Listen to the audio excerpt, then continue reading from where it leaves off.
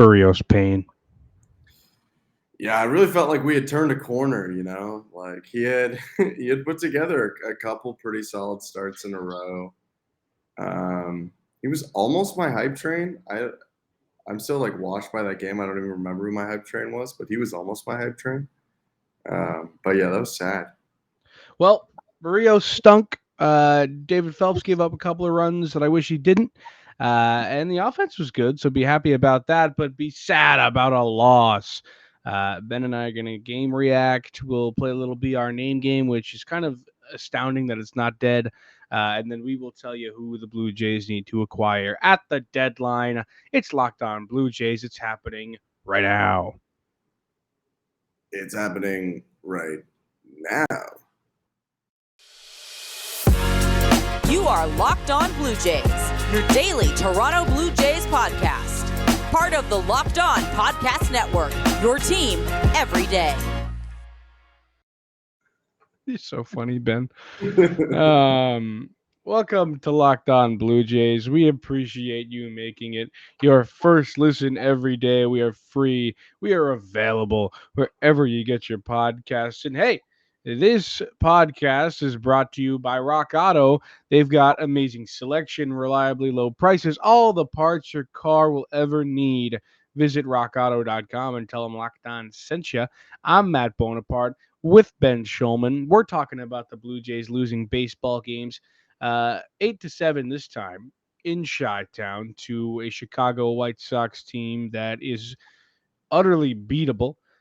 We talked about it in our Monday episode, which was yesterday. Listen, this is a team that outside of my hype train, who was 4 for 4 with 2 runs scored and 2 RBIs, Bonstradamus strikes again. I saw that tweet. I didn't reply to it, but I saw that tweet. Yeah, you love me. I did. I'm sorry. I was preoccupied trying to figure out my BR name games. I'm Bonstradamus. I mean, at this point, it's a fact. But anyway, outside of Andrew Vaughn, and Jose Abreu, this lineup's like not that good. Like Tim Anderson's really good, and Jose Abreu and Luis Robert are good. But like outside of like the first 4 guys in that lineup, maybe Jake Berger, like everybody else is not good. I'm surprised they let Josh Harrison hit. I can't believe it, actually. Yeah, I mean, we've already revealed I was the tweeter tonight. And I guess I somewhat regrettably, I love Josh Harrison. I've been a big fan of Josh So do Harrison. I. How could you not?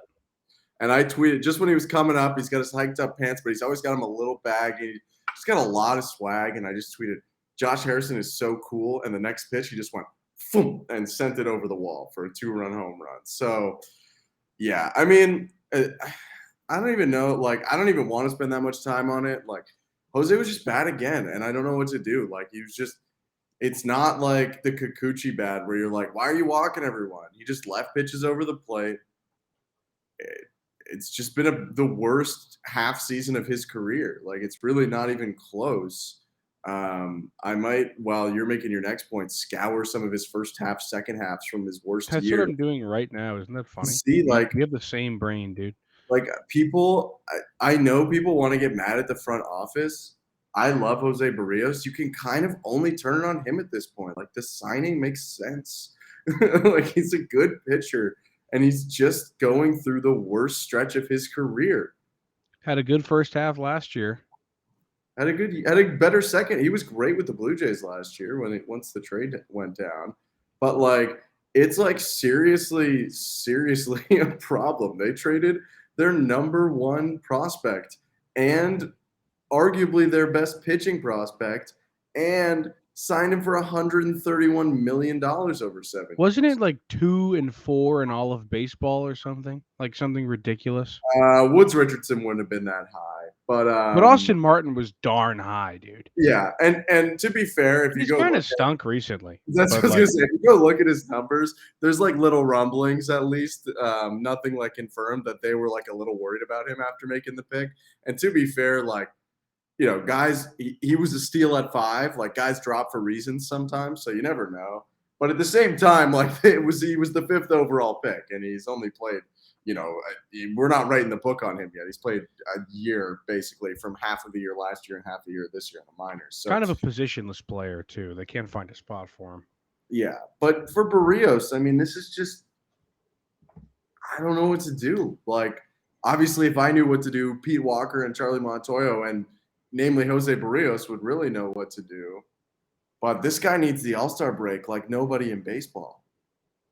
Yeah, I mean, here's the thing. I mean, with pitchers, it's so unless you're like the top of the top echelon of starting pitching, you're going to have a couple of bad starts. Now, is he out of character? Or is he uncharacteristically playing poorly? Sure.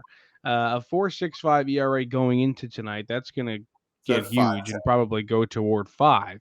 5-11 Um, right now. 5.11 right now. So 5.11 ERA right now, that's really bad. You're right. He does need the All Star break, and I think if you're a championship caliber team, you go into the lab with this guy during the All Star break, and you figure it out. Your pitching coach, your whole staff needs to figure this out because, like you say, Ben, this isn't just some one-off. You got lucky and you picked this guy up. You've invested so much into Jose Barrios where you almost have to make it work. So you've got to figure out a way. And like you said, he was good with the Jays last season, a 3.5 ERA or 3.58 ERA in Toronto at the end of last year, 70 innings, 78 Ks. He was really effective. And it's not like we haven't seen similar stuff from him this season at times. We've seen his great slurve. We've seen the two seamer. We've seen everything in his repertoire be really good at times. But it's just that one pitch here or there where he kind of loses control and he gives up a big home run. He did that tonight. I especially remember it against Shohei Ohtani in Los Angeles. They won that game, but it was a thriller, and Barrios got knocked around in it. So he's kind of always been the guy, and I talk about this a lot, and I sound like a broken record saying it, but he's always the kind of guy where either he's going to strike you out or you're going to hit a tank off of him. But it's kind of been that to the nth degree this time around, and that doesn't really work when you are supposed to be one of the best pitchers on the staff. He was the opening day starter.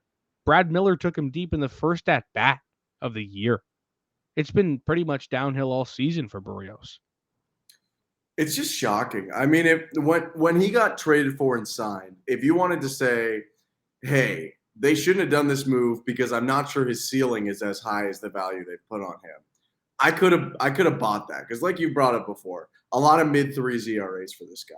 But if you had said, hey, you can't sign Jose Barrios because he's not consistent, well, the evidence would have just been overwhelmingly against you for like 7 years. I don't know. I forget exactly how long he's been in the majors. But it's been the opposite this year. He'll come out one day and go 7 innings, and then the next time he's just like, I mean, they really even pushed him to get through 4. He gave up at least a run in every inning he pitched today, and the Blue Jays gave up a run in all of the first 5 innings, 2 and 3 of the 5. So, yeah, I don't even know. Like, it's just, I mean, our listeners have heard this before. It's just not good enough. I don't know what can be done about it right now, but like you said, they have to make it work. They're not trading him. The value that they would get back would be not even pennies on the dollar could describe what they would get Not back. worth it. They tried to trade him at his lowest value And point. anybody thinking that Yeah. doesn't understand how this works. You don't acquire a big name starting pitcher and then he struggles through the first half of a season and then you trade him. That's Yeah. not how things work. It's just that's not how it works. You They got have to work 6.5 through this. years You've on the invested in this player. You can't just swap him out for another guy and hope another card works. It's not how things go. Yeah, they don't like. They've spent a lot more money than they have in past years. They're still not in the top 10 in baseball. They're not in the business of scrapping their few large investments that they have. So yeah, stinks because weirdly, even though he's been bad this year, well, I guess maybe this could contribute. He's the guy who's gotten the most run support on average of any starting pitcher that the Blue Jays have. They nearly make it work. Again, Cavan's still trying to get over 200, but he's still been pretty much dynamite since coming back. So cool to see him hit that homer. Teoscar with 2 doubles today. That was a lot of The fun. offense was good. I mean, we're getting hung up on Barrios, but they came back. I mean, 2 runs in the top of the 9th, like again, showing no quit. And if you're going to take any positivity out of this win, I think that's what it should be. is that every single championship team in the history of baseball has been one that doesn't care about what the score is and is going to go out every offensive half and try to put as many runs up on the board as they possibly can. And you see the Jays do that today. 2 runs in the top, they couldn't quite get the job done, but they swung the bats aggressively down the stretch.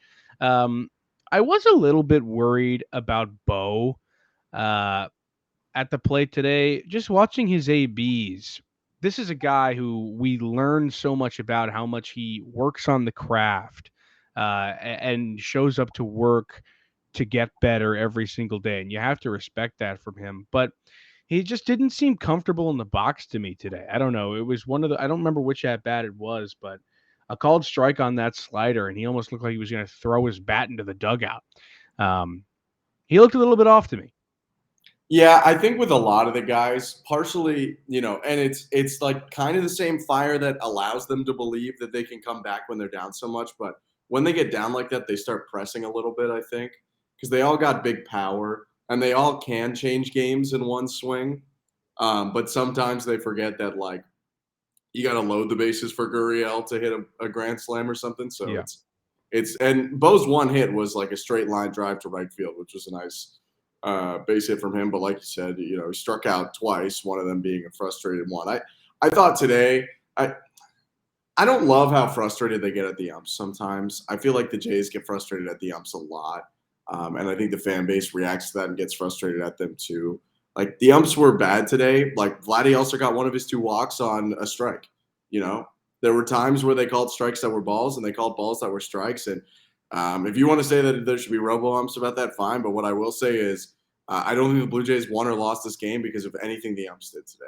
They lost this game because Jose Barrios gave up 6 runs in 4 innings. So, I do think at times, like, they are over-emotional positively and negatively, and that can affect them.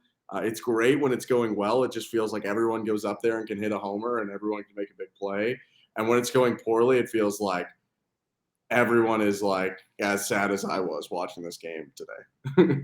Well, if the Toronto bus for some reason breaks down on the way to the hotel, they should call up Rock Auto, Ben, because Rock Auto's got all the parts they're ever going to need. This episode is brought to you by Rock Auto. With the ever increasing numbers of makes and models, it's now impossible for your local auto chain store to stock all the parts you need. Why endure often pointless or seemingly intimidating questions? Ben, do you know whether your Odyssey is an LX or an EX? My honesty could be an LE for all I know, Mr. Bones.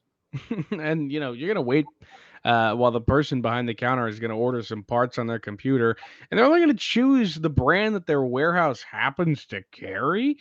You gotta get your own computer and you gotta access rockauto.com at home, as well as that little other tiny computer that's in your pocket. All right, you're gonna save time, you're gonna save money when you use Rock Auto.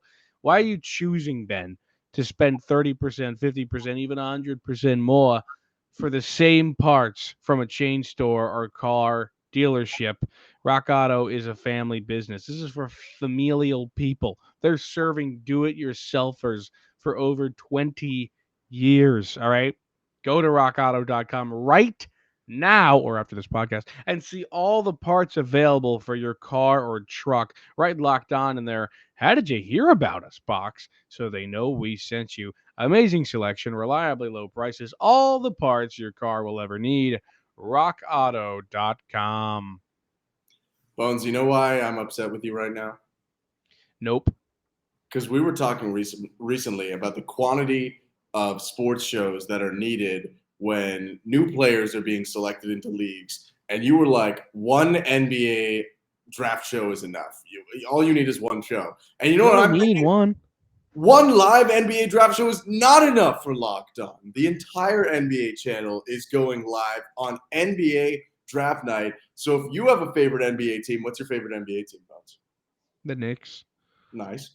Make sure you subscribe Not now nice. to the Locked On YouTube channel so you get notified when they go live on NBA Draft Night. Yeah, the Knicks, it's actually not nice. Not nice at all. Commonly compare them to the Toronto Maple Leafs for sadness factor. And I would also say that the Anti-Toronto Raptors, in which they try to spend lots of money on names everyone knows and fail all the time. We do that a lot. Raptors don't spend that much money on guys you don't know, and they win all the time. But People if you forget. Bones' Knicks, what's up? Sorry, I'm just trying to trample over you here. I was just going to say people forget when the Knicks attempted to sign LeBron James by getting James Gandolfini to do an extra scene of The Sopranos, and he was like, nah. Because LeBron's noted Sopranos watcher. Yeah. Well, look, if you want to watch Bones' Knicks pick the most overhyped guy at the big school from college this year, or the Raptors pick a guy from X country that you didn't think basketball players came from, go to the different Locked On NBA channels to follow all the action. Bam. I said that like I care about the NBA, but I really don't. It's time for the Baseball Reference name game. Woo! Like you said off the top of the episode, kind of shocked we still had the names to do it. We're getting close to not being able to do it with Blue Jays. Maybe we'll do it with elsewhere. We still haven't totally put our backs up against the wall yet and decided on that, but we kind of resuscitated. Got to get as many as we can here because there are always going to be more guys. Yeah, there are always than you think there are. But I've got the, you know how like when you're on Baseball Reference or any internet and you click a link and so now it's like a darker shade of blue than it was before. So Like many purples. Wait, yeah, it's pretty. Yeah, it's. You're colorblind. I forgot about that. I'm colorblind, and they're not helping me. I can tell you that. But yeah, so much purple apparently. Now I know. Learn something new every day. You own a purple tie. I own a lot of purple things. I'm not like the color purple isn't beyond me. I can perceive the color purple. It's just that it probably looks like something else, and something else looks like purple. It's a whole shebang. Maybe we'll do a color blindness episode during the I was about to say, the All-Star break's got a lot ahead. If you want to send us suggestions on what to do, we're just going to do whatever. We're going to do some All-Star content. We're going to get a little weird. You can email us. What's the email, Bones? Send us feedback and suggestions or comments or questions at Locked On Blue Jays Real. That's Locked On Blue Jays REAL at gmail.com. We'd love to hear from you. Don't send it to those rascals. Locked On Blue Jays fake. Those guys are bad guys. Baseball Reference name game. So what this game is, Baseball Reference has weird nicknames for people that we're pretty sure they don't use. And what we're going to do is 2 lies and 1 truth. We try and deke out the guy. The other guy has to guess which is the real nickname. That's pretty much as simple as it is. Would you like to go first, or would I like to go first? But I'm asking you. I'll go first. I'm picking both Blue Jays and Yankees legend and Padres legend, Yangervis Solarte. Yangervis, an infielder, one that I loved, and then he got traded for Chase Headley, which I did not love. Didn't Chase Headley have a good Yankee career? Not to get you off. Nope, I despised him. Yangervis Solarte, was he known as Tutu, Bam Bam, or Solar Power? Can Ben read me like a book? Bam He's Bam. thinking for the audio listeners. I will say the issue with some recent ones is we've been like just nailing it way too much, which you will definitely do to me because I'm worse at this game than you are. Tutu, Bam Bam. I'm ruling out Solar Power. Tutu or Bam Bam. Tutu, final answer. Tutu's correct. Let's go. I thought I was slick with Solar Power, but you read me like a book these days. A little too slick. All right. Are you ready? Sure, man. Mine is Sam Dyson, noted pitcher who gave up the bat flip home run to Jose Bautista. Can't beat him, join him. Yeah, was a Blue Jay. He was Blue Jay before, actually. Still works. We were like, we don't want him to join us. We want to beat him. Something, yep. Figure it out. Yep. All right, here's your 3. Danger D, no Red shot. Finger, Slammer. Slammer? What was it? Middle and Red Finger? Danger D, Red Finger, and Slammer. It's 0% chance it's Red Finger. Ben looked at his hand and said, "Oh, Red Finger." I'm gonna go Danger D. It's Red Finger. No way. What are you gonna his hand stuck in a door? They called him Red Finger. That's I don't know. ridiculous. It's No one one of those calls games. Sam Dyson Red Finger. I'm almost sure I don't want to know. You know, like That's absurd. yeah, a danger. I love that Danger D got you. I almost went Danger Dice, but kind of like Solar Power. I thought that'd be I would like have thought of Andrew Dice Clay if you did a that. little too okay.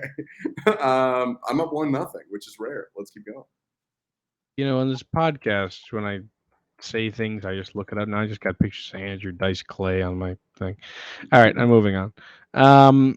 Dominic Leone, relief pitcher for one whole season in Toronto. Was he known as Big Boy Dom, Dominator, or Dommy Baseball? What was the first one? Big Boy Dom. Big Boy Dom. Big Boy Dom. Big Boy Dom. Big Boy Dom, Dominator, or Dommy Baseball?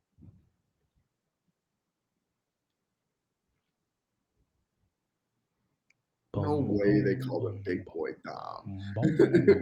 I have to slash one every single time, and I've already slashed Big Boy Dom. Big Boy Dom, bro. Big Boy Dom is out. I'm gonna say Dommy Baseball.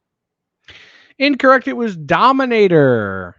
Got Mm, him on at least it Dommy was- Baseball. That was good, wasn't it, for me? Yeah, that was a good one. That was a good one. I knew it was one of those two. I knew it was not Big Boy Dom, but I couldn't figure it I out. was sitting there, I was like, it's my guy, Big Boy Dom. All right, now we'll move on to a man I once saw pitch in a game for the Blue Jays, despite being a catcher. To this day, I believe it's the biggest shutout loss the Blue Jays have ever suffered. It was an 18-0 game. It was only 16-0 versus the Houston Astros, who weren't even that good then. When Jeff Mathis came in to pitch this game, he's now kind of a baseball legend because of foolish baseball. One of the greatest defensive catchers of all time. Yeah, and one of the most inept offensive players to last as long as he did in history. Terrible. All right, here are your three options. Rich, 6, Pixie. Rich, 6, Pixie. Now, he might have just worn number 6 and they called him 6. Pixie? Rich? What is he, Rich? No, it's 6. It is 6. You are correct. Yeah. I thought that was so on the nose that you wouldn't go for it. Like I said, ladies and gentlemen, not that many names to go after anymore. Pixie was weird, and I thought, like he picks stuff, so maybe you would. Did he ever wear another number other than 6? He wore so many numbers other than. Okay, 6. then I would have just, if I were you, I would have just picked other numbers. I would have been like 6, I- 42, or like. I was Maybe gonna do that, 42, but it doesn't actually. feel that fun, Then it's just like, well, you're just completely guessing, I wanted to like give Hey, different. I'm trying to topics. win this game, Ben. All right, All right. trying to win this game. I have a My little- what? I'm playing with some honor right now. I'm trying to. My final one is John Birdie, who recently got me, and he was a J, so I hate him forever. John Birdie, was he known as Roadrunner, Birdman, or Bird is the word?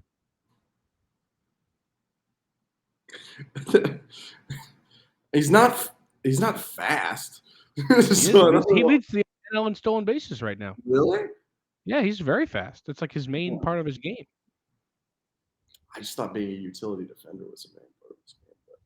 Got I'd be lying 18 if I said stolen I right watched now. A lot of Marlins baseball. Because if you like nobody scoring runs, you watch Marlins games. I still don't think it's Roadrunner.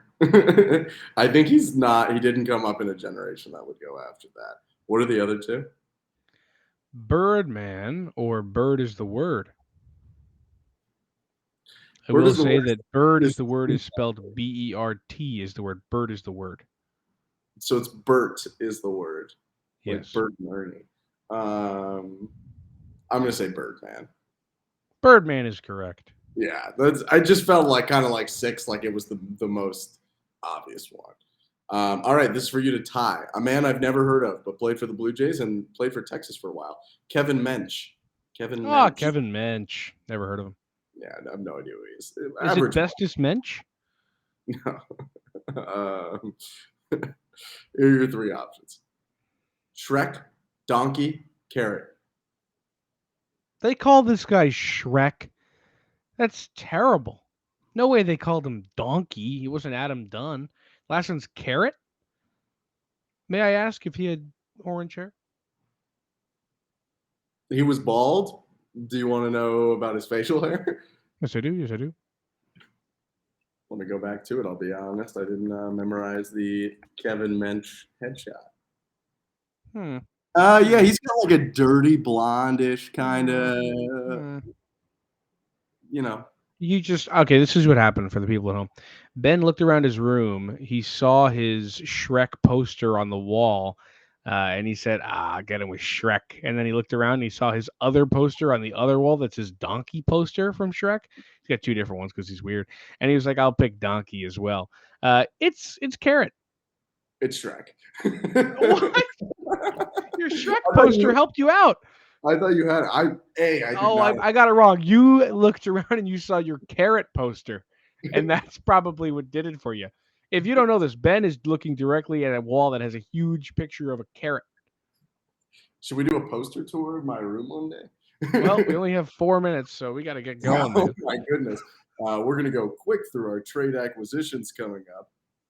Before we do that, though, if you're looking for a quick snack on the go, something that you just want to slam down there, why not slam some mud pie down? You know, our friends at Built Bar are always coming out with new flavors. Well, this time, Built's truly outdone themselves with their new mud pie flavor. For the first time ever, Built's introducing the mud pie flavor where it doesn't matter if you have too small a slice. Mud pie is delicious. Look, Bones and I are scarfing down mud pie puffs like mom just made you a nice big mud pie on Christmas or Hanukkah or other holidays in that time frame morning.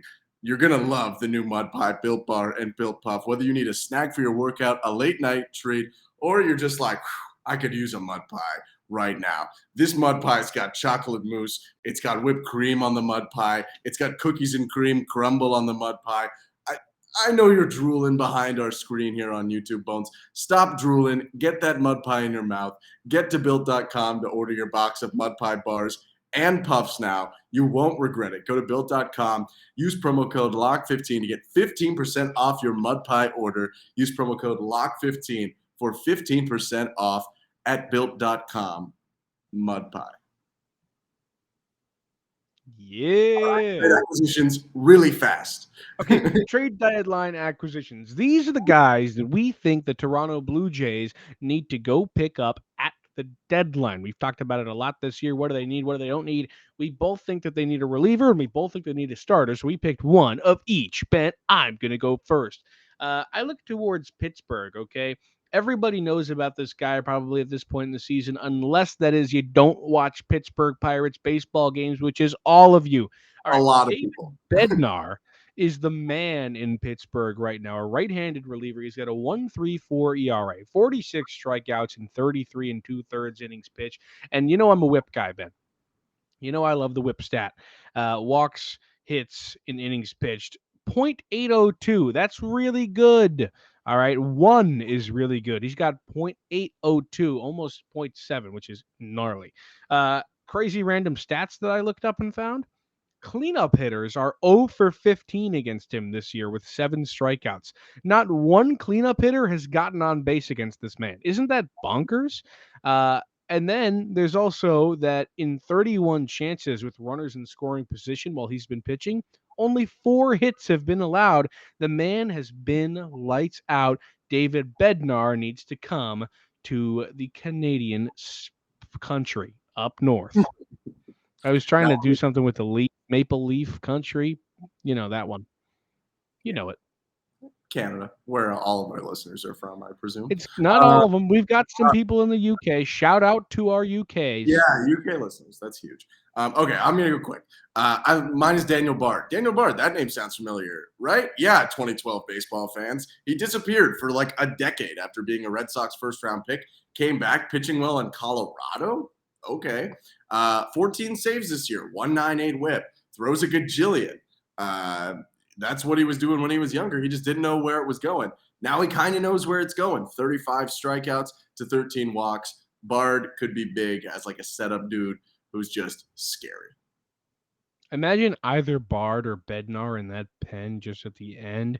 You don't always have to go to Simber to get to Romano. Like, that would just be sweet, man.